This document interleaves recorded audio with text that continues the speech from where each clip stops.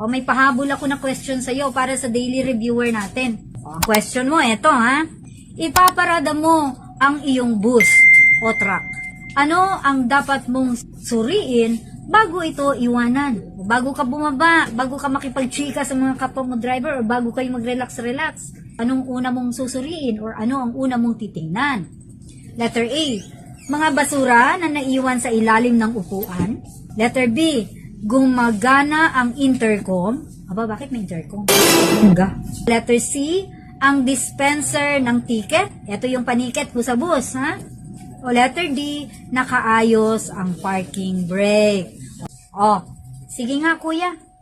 Anong dapat mong suriin bago mo iwanan yung iyong truck or yung bus? Letter C. Letter? Hindi. Letter D yun. Nakaayos ang parking brake. Tama yung sagot mo pero yung letter mo mali. Ha?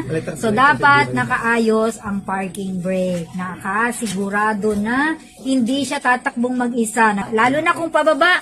Akala niya naka-handbrake na siya. Kahit na naka-handbrake na tayo, sinisiguro pa rin natin, naglalagay pa rin tayo ng kalso. Pero okay lang yun kung maliliit na sasakyan. Pero kung malaking sasakyan, sorry ka lang. Paglingon mo ba, by truck?